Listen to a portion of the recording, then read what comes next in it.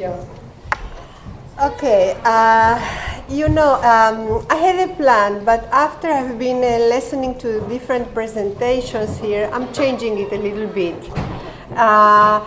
Because I want to stay more in the second part of my presentation, which is how this concept of resilience, the challenges has regarding our identity, our professional identity, and how we develop our work in a changing world, and also understanding all the complexity of this construct of resilience.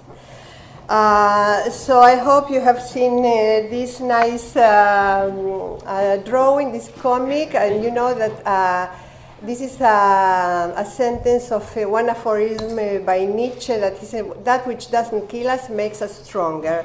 This is one way of presenting resilience, okay?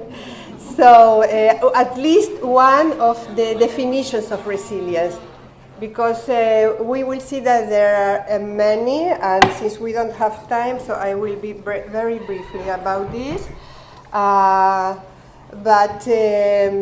First of all, the idea of resilience is an optimistic idea, okay? And it supports the idea that we always can do something to help people to enhance this resilience. It has been called resilience by Anne Masten, who is one of the more important researchers on this subject. She called it the ordinary magic, because she said that most of the people are resilient. Okay, so the thing is what makes people resilient and what we as professionals can do in order to enhance their resilience. Because resilience is considered as a multiple construct that it's built upon different aspects that we will see, and every aspect is influencing the other one. Yes, this is very important. On all this is a systemic and ecological construct, because all these interactions are done in a socio-cultural context. Okay. So, very briefly, one definition is dealing successfully with high-risk conditions. Another one. There is another nice sentence by psychiatrist Boris Cyrulnik that he says, resilience is the transformation of an ugly duckling into a swan.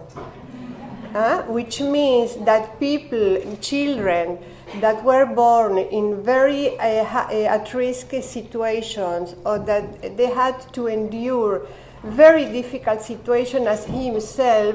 He was a Jewish boy that grew alone in the Second World War, and just alone by himself. He lost his parents, but he turned to be then in southern France. He studied then ethology, psychiatry, and psychoanalysis. So I think he's a good example of resilience. He was really an ugly duckling, and he turned into a swan. So he wrote about this quite a lot, integrating quantitative and qualitative research. Unfortunately, most of his work is in French and in Spanish. I don't know why in English there is just some things, but not too much. Okay, so the second definition I bring is a positive outcome defined by the presence of positive mental health or absence of psychopathology, despite being exposed to risk during early life. Okay, so I will continue. Many descriptions of resilience are based on movement images. Maybe also because the Latin etymology of this word, but Resilience may be described as the process of bending and rebounding to overcome adversity. Cyrulnik calls it the art of sailing in torrents and getting healthy to the shore, to leap back in, to leap forward, to move aside, to bounce, skip. So marvelous sources of work for us. And always the idea is that the person may grow out from these processes of this sailing on the tumultuous waters. Okay, so this is very important. So no matter the different stresses put on the definitions, researchers found that there are basic adaptive systems that everybody in the world has them. The thing is, okay, they manifest themselves in different ways. And these adaptive systems, they are our protective factors, yes? And those are, as a friend, an anthropologist told me, those explain that the Homo sapiens is still surviving. Okay, okay. So one of these main adaptive systems or protective factors is secure attachment. Yes, that may be. Again, this secure attachment may express differently in different cultures and even in the same culture between families of different socioeconomical status. Okay. But they have always functioning parents that take care of their children, that make a safe haven for them. So remember that although we always can enhance these processes or we can foster resilience. So if we think on working in a dyadic settings, yes, in early childhood or in family interventions, remember, it's in at-risk or non-at-risk families, and we will go. We will come back later to this. Okay. Another protective factor is good cognitive development. Okay. So I think also we can contribute with this when we work in early childhood settings. Yes, because we know that good development, cognitive development, not only is based on genetics, but also about all the psychomotor experiences that the child develops during the first 2 years or 3 years of his life. Positive emotions, yes, I think that this is very important. All the construct of resilience is being much fashionable, sorry for the commonality, but because of the change of paradigm, yeah, in the research in mental health and in psychology and psychiatry. We for many decades we had the paradigm that you get knowledge when you studied the sick people or the people that are clinically diagnosed. And in the last 2 or 3 decades, we are getting our resources from people that function well. Yes, and we are learning what is this ordinary magic. Okay, so from this is the notion of positive emotions and how important they are, and also how they influence our practice. Because are we looking at the deficits, or are we emphasizing the deficits of our clients or patients, or are we looking for their strengths? Okay, and how we come to the session. It's only a cognitive idea that we have to look for strengths, or is something that really it's very embodied in us and we transmit it in our moving with our clients, okay, and how we respond to them, how we see. Can we learn from a chronic psychotic person, for example? Can we find strengths that also we can learn from him? And as I said before, can we learn from the immigrants and not only to be above them? Okay. Okay. The other protective factor is self-regulation. that it develops from the emotional regulation that the caretakers provide to the baby. This emotional regulation is introjected by the baby, and slowly becomes her own process, her own regulation, yes? And as you can see, all these factors interact one with the other. This is why I say it's multiple process, and it's a very moving. You have to look at it or imagine it as a kind of ball that with many ingredients inside, and everyone is influencing the other. Yes, and all these protective factors are work in the ties to cultural traditions, to community bonds. As Lopez, one of the researchers in adversity on resilience, said, she said, facing adversity without feeling alone. You are not resilient by yourself. You are resilient in relationships, close relationships, and feeling belonging to a community. Okay, and what the community makes for you also, and how the community organizes itself. Okay, for example, another researcher, Bonanno, that he studied mostly adult resilience processes in dealing with loss, grief, and trauma. So he recommends us to differentiate between resilience and recovery. If we would draw a line, so for the resilient person, this is her common psychophysical functioning and status. There is this adversity issue of loss, for example. So there is going down, but then the person can continue with his more or less psychophysical status as we know this person. Okay, this is what he says: resilience, the possibility to deal with a stressful event without losing so much of yourself. Okay, and recovery, the line would be the line when the stressful event happens. It's the person gets to a threshold or sub-threshold or almost threshold levels of damage in the psychophysical status, and it takes much more time in order to get back to recover. This at least is with Bonanno.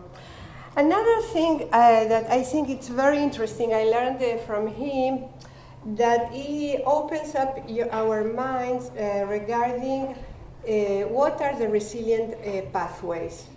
Okay? For example, especially when he talks about what he calls the grief work assumption. He says that psychotherapy for many years, decades, has been led by the idea that there is only one way to deal with grief, loss, and mourn. You have to be in contact with your negative emotions. You have to talk about them. You have to express them. Yes. And he said that this empirically wasn't shown. Yes, that the research has found that there are different ways to deal with loss, and that they are not pathological as we thought they are. So what are these different pathways to resilience? One of them is called hardiness, yes, and it presents three dimensions. One is being committed to finding meaningful purpose in life, maybe through spirituality, ideology, or identification with profession. Yes? Think, for example, on the medical professions, the professionals. Many of them are all the time, for example, in the surgery room, or when dealing with infectious diseases, as we have all this rush with the Ebola. Many of these people are exposing themselves, and really they are dealing with very stressful situations. But I think that they deal with this, or either with their identification, with some ideology they ascribe to, or to spirituality. Another dimension to hardiness is the belief that one can influence one's surrounding and the outcome of events. And I think we can also connect this with another tactic I will talk later, another pathway, which is a high self-esteem. Okay, this is very important. And the third dimension is that the belief that one can learn and grow from both positive and negative life experiences. You can see also as all these three dimensions are connected, yes, because to learn from negative experience means that or you have your spiritual reasons to endure this, or your ideological reasons, yes. I will talk a little bit about repressive coping. Researchers found two fundamental ways of coping with adversity, okay, or with stress. One is the more that we usually like to work with, or what we think is the best way to cope, which is expressive coping, yes? Talk about the stress, be in contact with this, etc., etc. But actually, what many researchers have found that there is another functional way of coping, which is the repressive one. So, what does it mean? People dissociate emotionally. Think about sergeants, yes? Think about policemen, okay? So they have to do some emotional dissociation in order to function, to work, yes? And they report relatively little stress in these situations, but they have more autonomic responses like sweating or palpitations. They made a lot of efforts to avoid cues, thoughts, and emotions that are connected to the situation that puts them at risk. But research that compared their psychophysical health from 1.5 years till 4 years after the stressful event. I'm talking here, I'm mixing, because I'm talking about people that their profession puts them on stress almost daily, but also I'm talking about that people that were in at-risk situations. Like, for example, one of these researches that I'm talking about was carried out with people survivors of the war in the Balkans.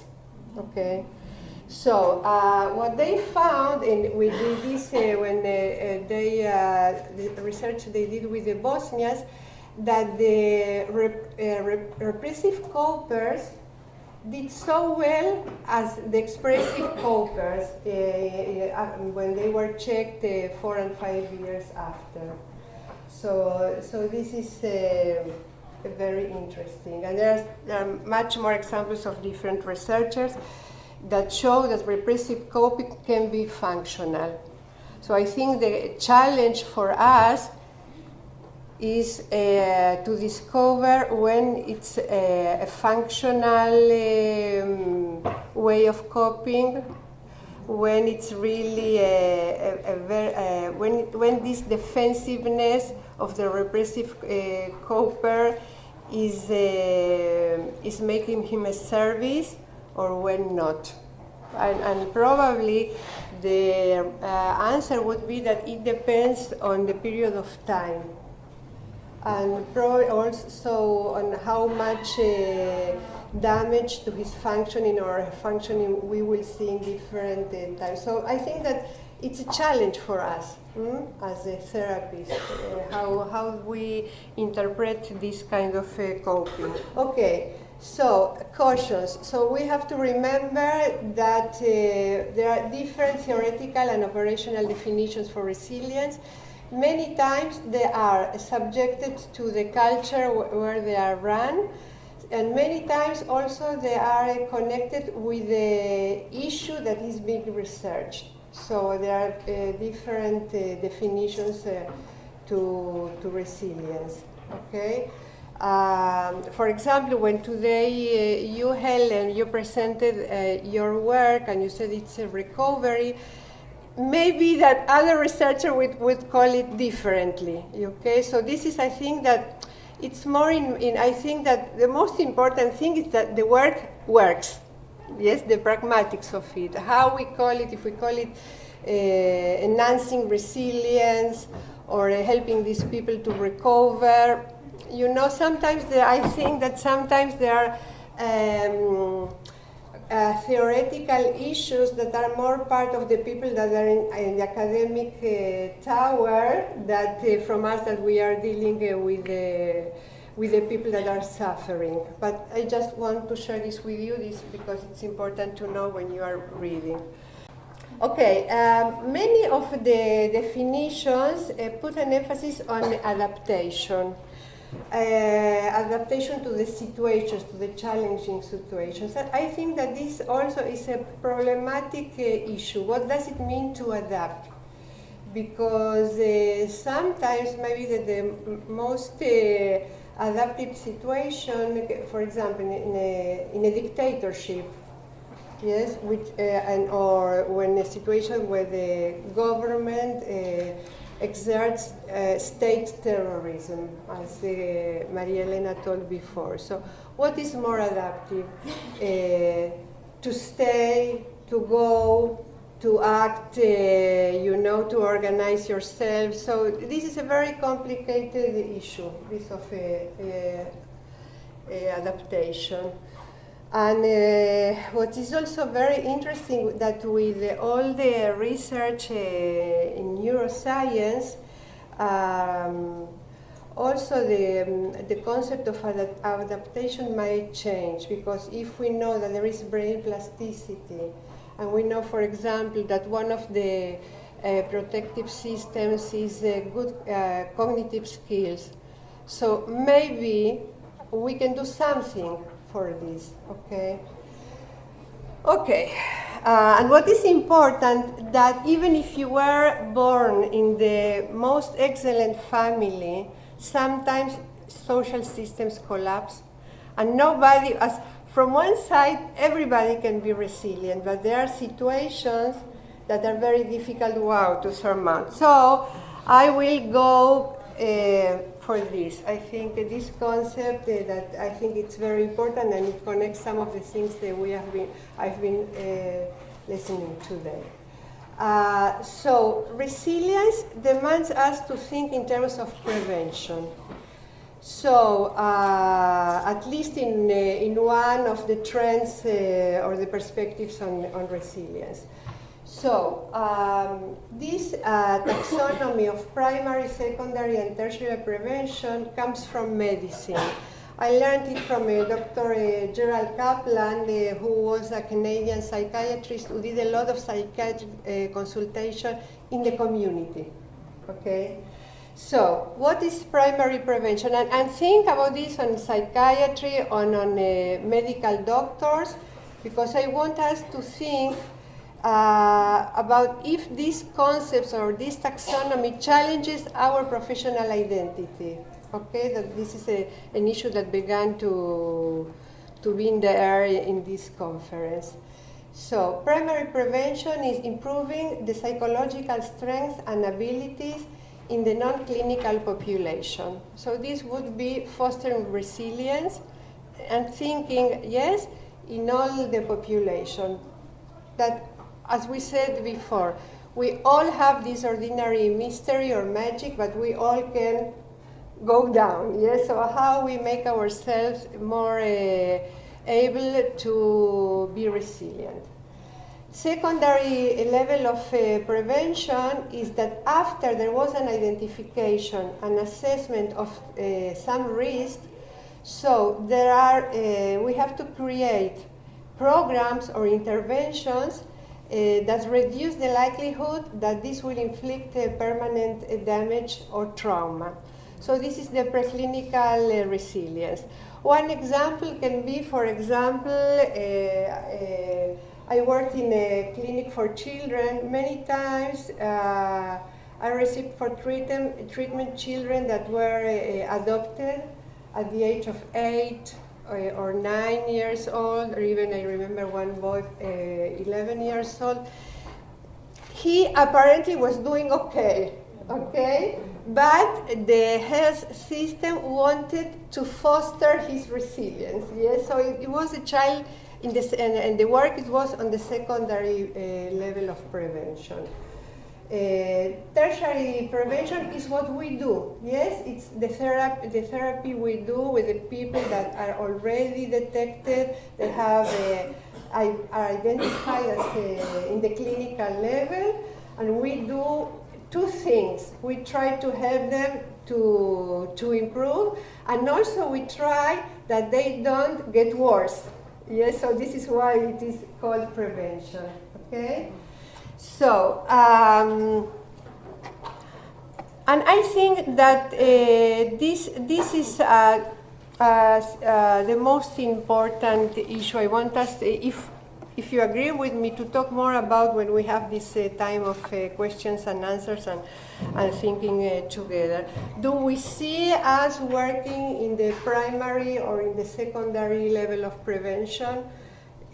Because as we were talking before, when it was the presentation of the Rotterdam program, most of our training programs are oriented towards the tertiary level.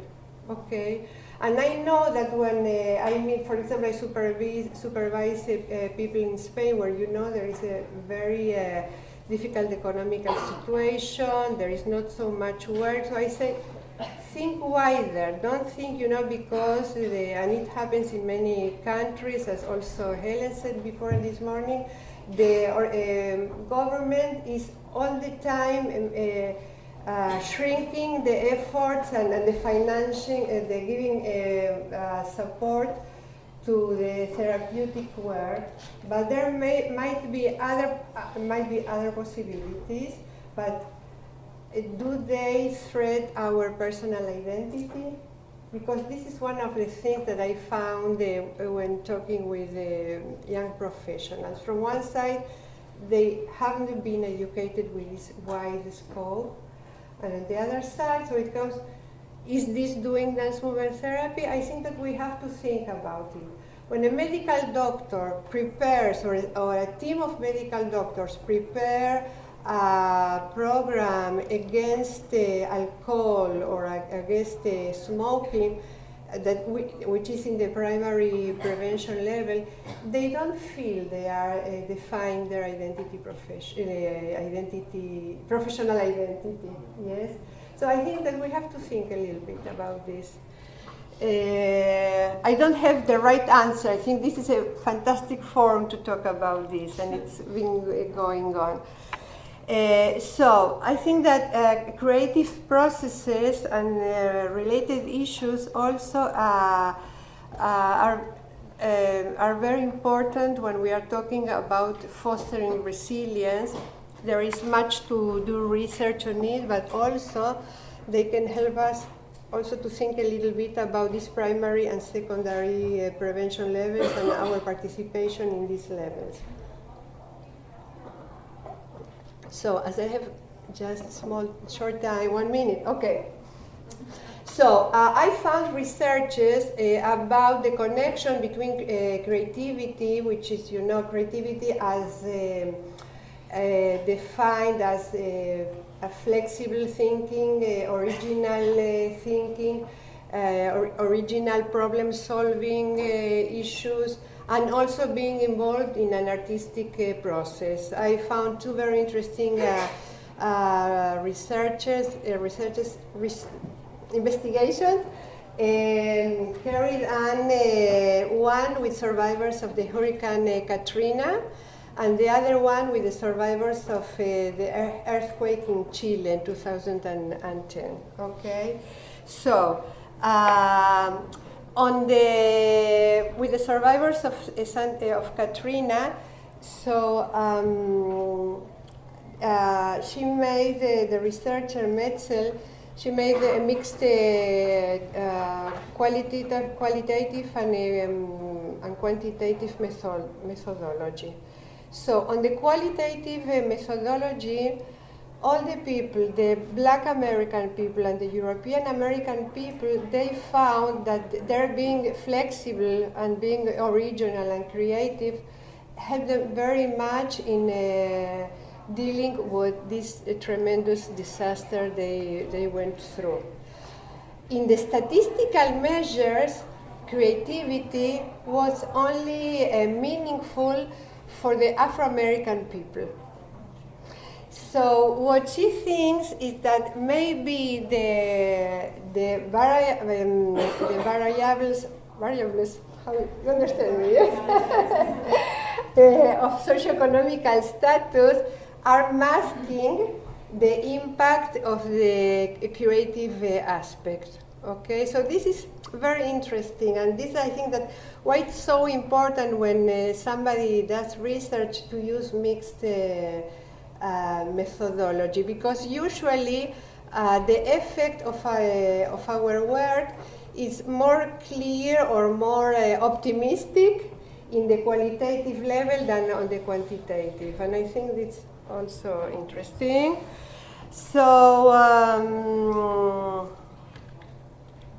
okay, just to remind, so that we have, I won't talk about dance because this is something that Rosemary will talk later, but so we have, as dance movement therapists, we have the tools of enhancing the creative processes, and this is a huge theme or subject. And the other one is all what is connected with the body, mind, and movement. That also we have a great support from neuroscience. That all this body-mind work helps very much, not only in dealing with trauma, but also is used as promoting resilience. And these are things that we use, and if we are not using, we should come back again to them. Okay, so I don't have time, but just some ideas about how we can work to foster resilience and to think about prevention. For example, all the area of work on body image of young women, of adolescents, of students of dance, that there are groups of population that are so at risk of developing problems in body image, and with all that we know about this. Another interesting target could be caretakers of children with special needs. For example, I've been doing group work with women that are mothers of children with ADHD or with problems of self-regulation and everything. And we were an occupational therapist and me. And we work with the mothers that need so much support, so much to clean them from the self-blaming issues, to feel empathy, and to give them, the occupational therapist gave them specific tactics how they manage the children at home, for example. Okay, unemployed. Okay, Europe, especially Southern Europe, I think that we should find a way to work with this group of population. Another thing is that we have to remember that group orientation is very good with children. It's very good, it has been shown in research, and also with adults that come from traditional cultures, where the individualistic emphasis that we have in the West is not so common. Okay? So I think that I'm finishing. Okay, so remember these nice images. If we would have time, I think we could explore these images as well. Please, questions, comments? Thank you very much.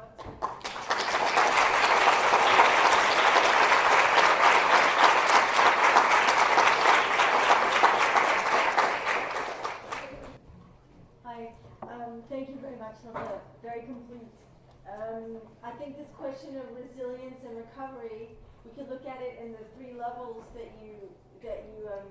three levels of intervention, whereas like the first two would be more resilience, and then maybe the third, where we're dealing with the problems actually there, could be recovery. I don't know, that helped me think about it, but I don't know if you have more to say about the recovery resilience, or you were saying it was more just a question of semantics. I think that it depends on the definition you are using, because the definition of resilience, because the first time I came across with this concept was many years ago. I don't want to say how many. I was in a conference on children in war, and one of the psychiatrists presenting his work with children in Africa, I think. So he brought this concept, and so it was really regarding that why many children, although living in war-torn environments, still are in a good mental health and physical health situation. So he said that it's because the family is functioning, and the community, there is solidarity. So this is what I remember. It was my first encounter. Helen, you want to add? Do you agree that the prerequisite for recovery would be resilience, building that resilience in order to flow from that? Could be. I think I should think more about, especially with the population you are working with, because there are so many. I was thinking that there are so many histories behind these people with MUS, that life histories, that some of them may benefit, but for some of them there is no possibility of help at all, probably. So it can be, but I have to think more about it. Thank you. I will answer you via mail. Yes. Thank you very much for your presentation.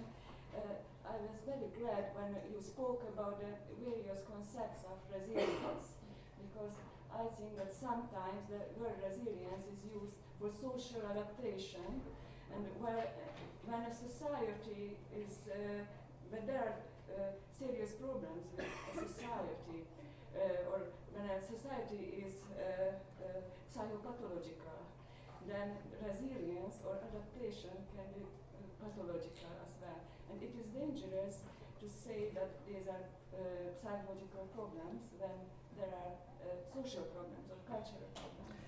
I agree with you with almost everything, but just I will tell you that I am quite afraid of using medical or psychiatric terms with society. A pathological society for me doesn't sound well, because I think that there is a tendency to medicalize everything.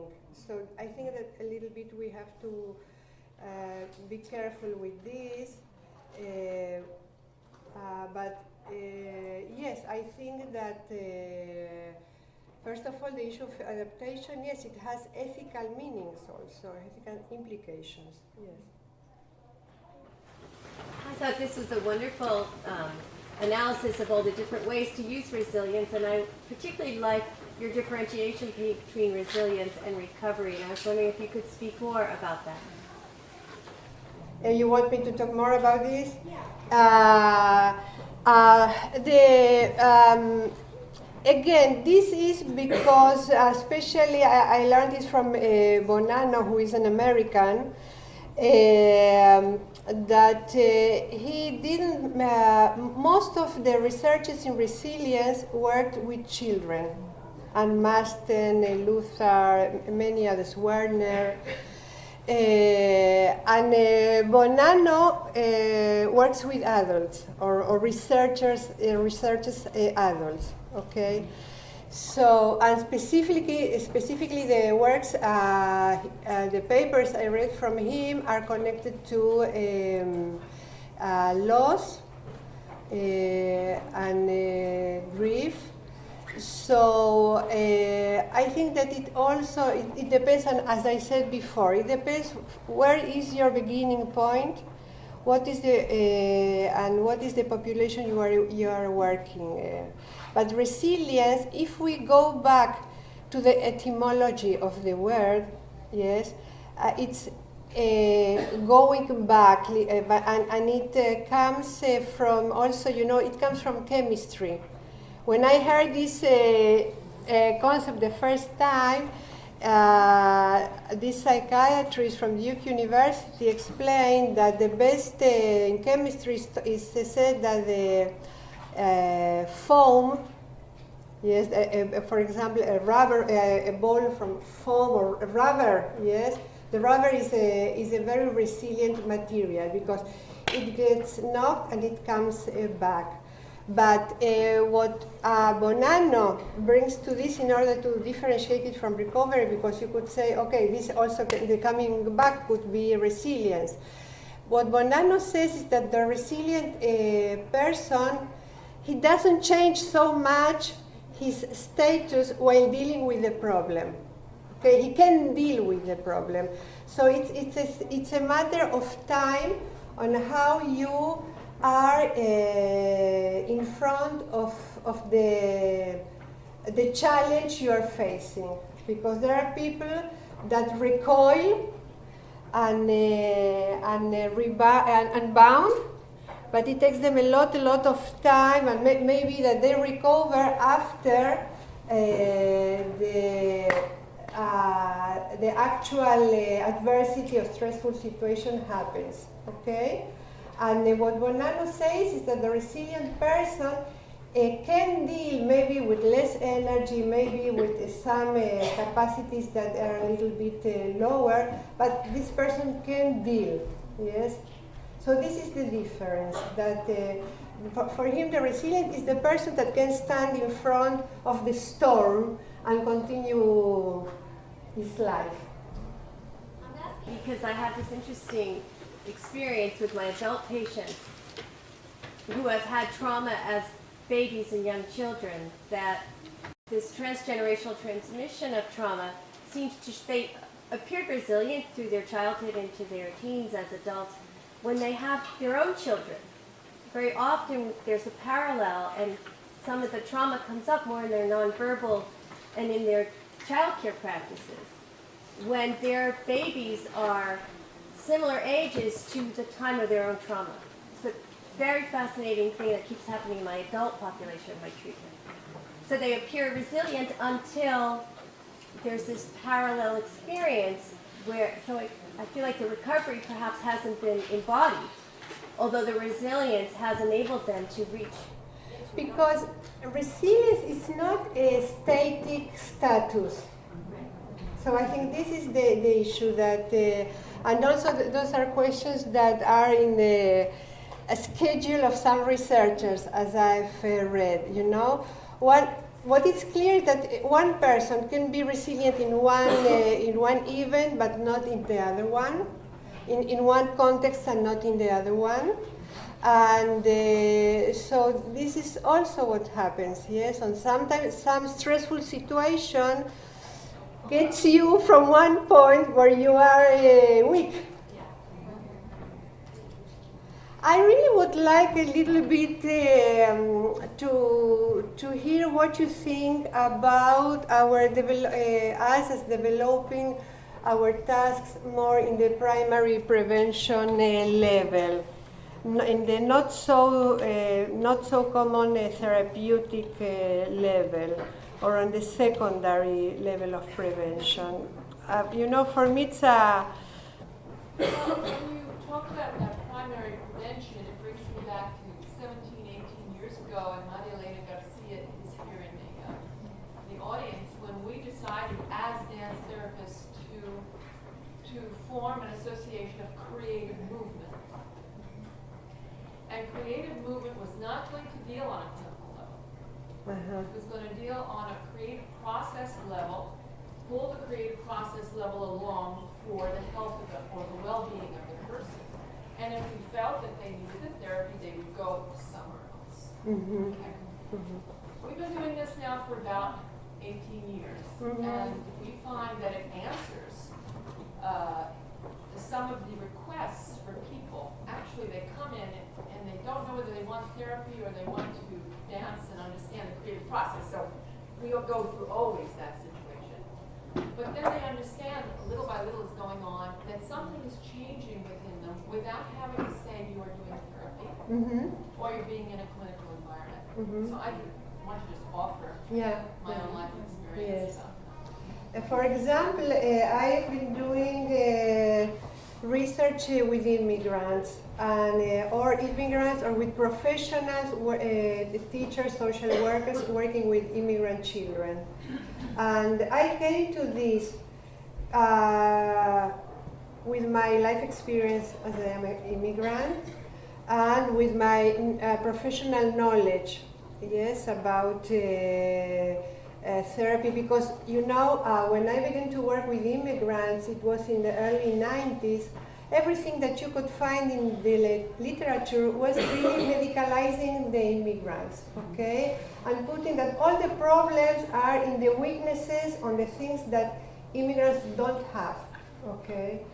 But and the only researchers or theoreticians that wrote that the integration of the immigrants, it's a reciprocal and a more complex process that depends also on the host society. All the people that wrote were immigrants themselves. Okay, so I think that this is very important, how we conceptualize. And I came to the work with immigrants, as I said, with my knowledge as a therapist. But I didn't do therapy, neither with the professionals nor with the children. But I think we have wonderful knowledge and wonderful tools that we can use in order to help in some aspects of society without medicalizing, okay, through the arts. Okay, sorry, but we must stop here, perhaps during lunchtime. I will, yes, I will love it. Thank you very much.